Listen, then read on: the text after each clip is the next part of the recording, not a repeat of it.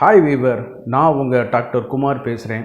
இன்றைக்கி நம்ம நிகழ்ச்சியில் எப்படி இந்த உடலுறவு பண்ணக்கூடிய நேரத்தை அதிகரிக்க செய்யலாம், உச்சகட்ட இன்பம் அடைகிற நேரத்தை எவ்வளோ நேரம் நம்ம நீட்டிக்க செய்யலாம் அப்படிங்கிறத தான் இன்றைக்கி வீடியோவில் பார்க்க போகிறோம். இதற்கு ஒரு குறிப்பிட்ட காலம் வரைக்கும் அறிவியலில் தீர்வு காணப்படாமலே இருந்தது, நவீன மருத்துவத்தில்.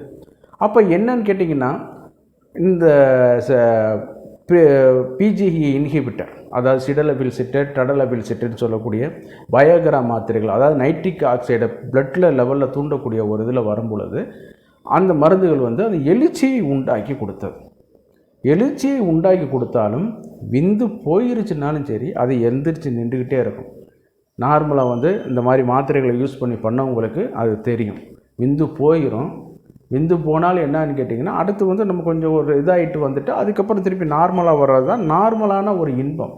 ஆனால் இதில் போன பிறகும் எழுச்சி ஆகிட்டே இருக்க வைக்கும்.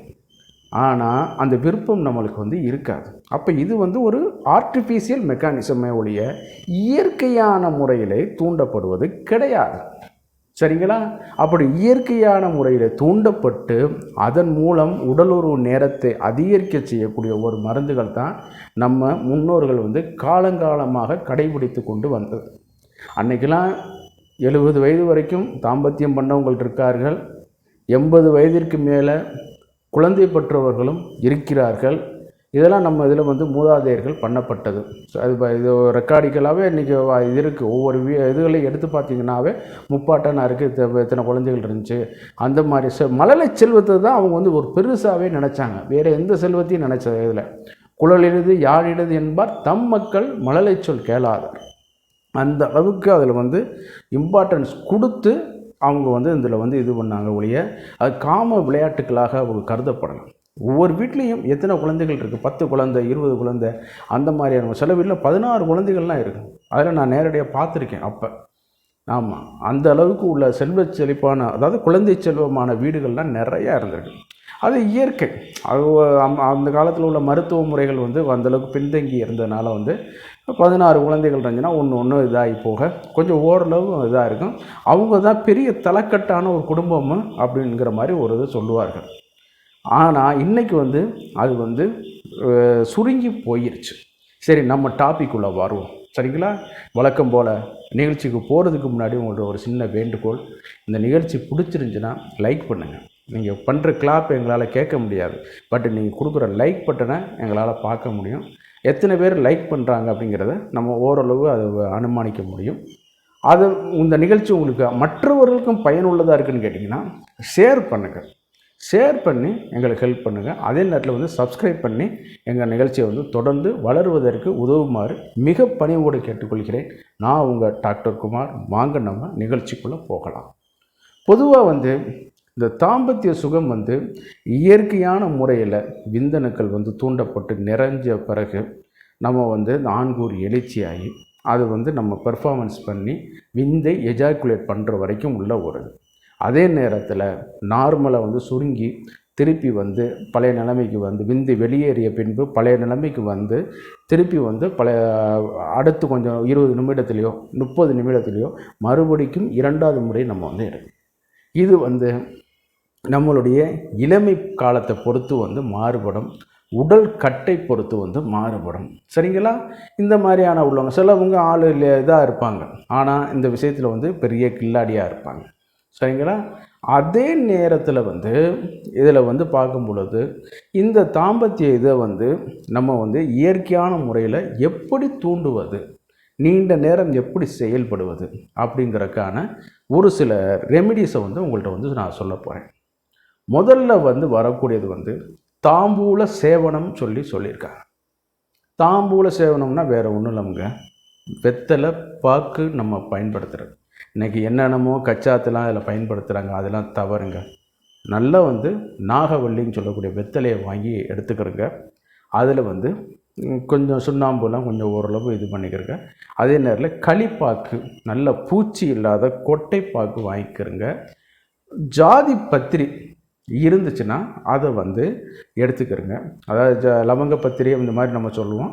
ஆமாம், அதே நேரத்தில் வந்து ஏலக்காய் கொஞ்சம் வந்து எடுத்துக்கிறோங்க, ஏலக்காய் விதை எடுத்துக்கிறோங்க. சிலவங்க வந்து என்ன பண்ணுறாங்கன்னா தனியாக ஒரு சில வீடியோக்கள் பண்ணலாம். ஏலக்காய் வந்து ஆண்மை தூண்டக்கூடியது, சரிங்களா? அதனால் வந்து பாலில் கலந்து சாப்பிடுங்க. அடையே அது அப்படி செய்யக்கூடாது. அதுதான் முறையாக ஆயுர்வேதம் படித்தவர்கள்ட்ட நீங்கள் கேட்கணுங்கிறது. ஆமாம், அதில் வந்து என்னென்னு கேட்டிங்கன்னா, இந்த ஏலக்காய் விதைகளை வந்து இந்த ஜாதிபத்திரி இந்த இதோடு சேர்த்து நம்ம சாப்பிடும் பொழுது நம்மளுக்கு வந்து இந்த உடல் உறவு ஆற்றலை வந்து இயற்கையான முறையிலேயே அதிகரிக்கும். விந்துவை வந்து லேட்டாகவும் செலுத்த கொடுக்க வைக்கும். அஸ்ட்ரிங்சன் தேவையில்லாத சுரப்புகளை வந்து உறிஞ்சிக்கொள்ள ஆரம்பித்து விந்தை மட்டும் நல்லாக ஜெல்லி பதத்தில் அனுப்பி வைக்கக்கூடிய ஒரு ஆற்றல் வந்து இந்த கொட்டைப்பாக்குக்கு இருக்குது. இது வந்து பூக்க பாக்காதி சூரணம் அப்படிங்கிற மாதிரி சொன்னோம். பூ என்றால் ஜாதிபத்திரி, பாக்குன்னா இது நம்ம கொட்டைப்பாக்கு. அதோட ஏலக்காய் இதுவும் சேர்த்து வச்சு, இதெல்லாம் சாஸ்திரிகள் ஆயுர்வேதத்தில் சொல்லப்பட்ட மருந்துகள். ஆமாம், இதை வந்து ரெகுலராக அந்த காலத்தில் வந்து செய்வார்கள். இன்றைக்கி வந்து அது வந்து புற்றுநோயை உருவாக்குது அப்படிங்கிற ஒரு கான்ட்ராவர்சிகள் இருந்தாலும் முறையான இது வந்து நம்ம எடுத்துக்கொண்டு அந்த சுண்ணாம்பு இதெல்லாம் இது பண்ணிக்கிட்டு இன்றைக்கி வெத்தலைவாக்கு போகிறது வந்து யாரும் தவறுன்னு சொல்கிறது கிடையாது. அது வந்து நம்ம உணவுக்கு பின்னாடி இதை வந்து நம்ம எடுக்கணும். ஏன்னு கேட்டிங்கன்னா, அந்த உணவுக்கு பின்னாடி நம்ம அந்த ஃபார்முலேஷன் நம்ம எடுக்கும் பொழுது அந்த உணவு வந்து எளிதாக ஜீரணமாகி வயிற்றில் உள்ள வாயுக்களை வந்து ஈஸியாக வந்து கலைந்து போக வைத்து கொண்டு விடும். சரிங்களா? வயிற்றில் உள்ள வாயுக்களை கலைந்து போக வைத்து விடும். அப்போ வந்து வயிறை கொஞ்சம் க்ளீன் பண்ணி இது பண்ண உடனே ஏறத்தாழ இரவு நேருக்கு வந்து நம்மளை வந்து தகுதிப்படுத்தி விடும். சரிங்களா? இரவு உடல் உறவுக்கு நம்மளை வந்து தகுதிப்படுத்தி விடும். அதுக்காகத்தான் மதிய நேரத்தில் வந்து அதை பயன்படுத்த சொல்கிறது. காலை நேரத்துலையும் பயன்படுத்த சொல்லி 3 நேரமும் இந்த தாம்பூல சேவனம் பண்ண சொல்லி ஆயுர்வேத டெக்ஸ்ட்டில் இருக்குது. பட் இன்றைக்கி ப்ராக்டிக்கலாக அதெல்லாம் நம்மளால் செய்ய முடியாது. மதிய நேரம் வந்து நான் சொன்ன மாதிரி வெத்தலை, பாக்கு, ஜாதிபத்திரி, ஏலக்காய் விதைகள் இதை வந்து எடுத்துக்கிட்டு இதை வந்து நார்மலாக இது போடுற மாதிரி கொஞ்சம் நீங்கள் போட்டுக்கிறோங்க. அதே மாதிரி இன்றைக்கி வந்து ஸ்வீட் ஃபீடாக அந்த மாதிரிலாம் இது பண்ணக்கூடாது. சரிங்களா? ஆமாம், அதெல்லாம் இது பண்ணக்கூடாது. ஜாமு வைப்பான், தேனை தடவுவான், ஆமாம் தேனும் சுண்ணாம்பு வந்து கலக்குவான், அதெல்லாம் செய்யவே கூடாது. இதை மட்டும் நீங்கள் வந்து ரெகுலராக உங்கள் டிஃபன் பாக்ஸ்லேயே நீங்கள் மடித்து வந்து வைத்து கொள்ளுங்கள். வாயில் நீங்கள் பேசும்போதும் கூட நல்ல இனிய நறுமணம் வந்து இது பண்ணி கொடுக்க வைக்கும். இன்றைக்கி ஒரு ஒரு ஒரு கௌரவத்தை நம்ம அணிஞ்சிக்கிட்டோம். அதனால் நம்ம இழந்தது வந்து நிறைய. ஒரு இடத்துல ஐடி ஃபீல்டில் வேலை பார்க்குறோம், ஒரு பெரிய நிறுவனத்தில் வேலை பார்க்குறோம், அரசு நிறுவனத்தில் வேலை பார்க்குறோம். நம்ம வந்து வெத்தலை போட்டு வந்தால் ஒரு மரியாதை குறைவா அப்படிங்கிற மாதிரியான ஒரு இதில் வந்து நம்மளே இது பண்ணிட்டோம். சரிங்களா? அதனால தான் வந்து நம்ம இழந்தது வந்து என்ன நிறையா. அதனால் அது என்ன பண்ணுறோன்னு கேட்டிங்கன்னா, இதை வந்து நீங்கள் அடாப்ட் பண்ணி பாருங்கள். யார் கேள்வி பண்ணால் நம்மளுக்கு என்னங்க? நம்மளுக்கு நம்ம உடம்பு தானே முக்கியம். சரிங்களா? நம்மளுடைய இன்பம் தானே முக்கியம். அதைத்தான் நம்ம இது பண்ணக்கூடாது. சரிங்களா? அதே நேரம் வந்து இது ஃபார்முலேஷனை வந்து நம்ம வந்து ரெகுலராக வந்து பயன்படுத்த போது நம்ம அசைவங்கள்லாம் சாப்பிட்றதோட கொழுப்புகள், தேவையற்ற கொழுப்புகள்லாம் குறைக்கக்கூடிய ஆற்றல் வந்து இருக்குது. அதே நேரத்தில் வந்து இன்னொரு இது வந்து பார்க்கும் பொழுது கசகசா இருக்கு இல்லையா?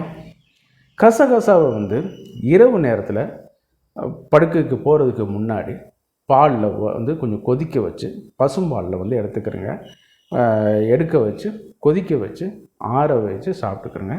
அதில் சிலவங்க முந்திரி பருப்பு, பாதாம் பருப்பு அதில் வந்து இது பண்ணுவாங்க. இந்த மாதிரியான புரோட்டீன்லாம் உங்களுக்கு கிடைக்காம சமயத்தில் இருக்கக்கூடாதுங்கிறக்காகத்தான் தேவையான அமினோ ஆசிட் புரோட்டீன்ஸு அந்த பசும்பால் மூலமாவது உங்களுக்கு கிடைக்கணுங்கிறக்காகத்தான் இன்றைக்கி அதை பசும்பாலில் வந்து நம்ம எடுத்துக்கிற சொல்லணும். எருமைப்பால் கிடைச்சாலும் தவறு கிடையாது. சரிங்களா? பாக்கெட் பாலில் வந்து சில நேரம் வந்து சில இதுகள் வந்து கண்டிப்பாக கலந்திருப்பார்கள். அதை வந்து நம்ம உறுதிப்படுத்தாத நம்ம சொல்ல முடியாது. நீங்கள் இயற்கையான முறையில் வாங்கி டெரிவேட்டர்ஸை வாங்கி அதை வந்து பயன்படுத்தி கொள்ளுங்கள். இது வந்து பேசிக்கான புரோட்டீன் சப்ளிமெண்ட்டை வந்து உங்களுக்கு வந்து அது வந்து கொடுத்தோம். அதோடு இந்த கசகசா, தேவைப்பட்டால் முந்திரி, பாதாம் இதெல்லாம் கலந்து கொண்டு கொஞ்சம் ஒரு மணி நேரம் நல்லா கொதிக்க வச்சு காய வச்சு 1/4 டம்ளர் 1/2 டம்ளராக வந்து இது பண்ணிவிட்டு நல்லா வந்து சாப்பிட்டுக்கிற வேண்டியது.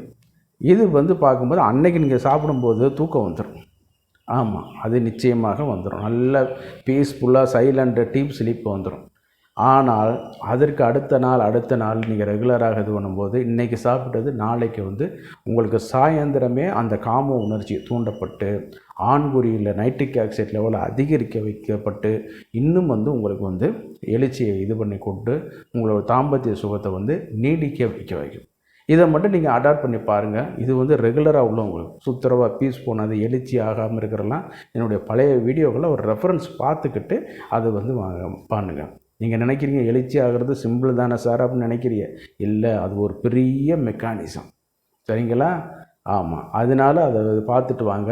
இது வந்து நல்லா இருக்கிறவங்களுக்கு இன்னும் கொஞ்சம் ஒரு இது நல்லா படிக்கிற பையன் கொஞ்சம் டியூஷனுக்கு போனால் இன்னும் கொஞ்சம் இம்ப்ரூவ்மெண்ட் ஆகி வருவான்ல, அது மாதிரி உங்களுக்கு இது ஒரு கருத்துக்கள். சரிங்களா? வழக்கம் போல் நிகழ்ச்சியோட இறுதி பகுதிக்கு வந்துட்டோம். இந்த நிகழ்ச்சி உங்களுக்கு பிடிச்சிருச்சுன்னா லைக் பண்ணுங்கள். மற்றவர்களுக்கும் உதவியாக இருக்கும்னு நினச்சிங்கன்னா ஷேர் பண்ணுங்கள். மறந்துடாமல் சப்ஸ்கிரைப் பண்ணி எனக்கு ஹெல்ப் பண்ணுமாறு மிக பணிவோடு கேட்டுக்கொள்கிறேன். நான் உங்கள் டாக்டர் குமார். மீண்டும் ஒரு நிகழ்ச்சியில் சந்திப்போம். நன்றி, வணக்கம்.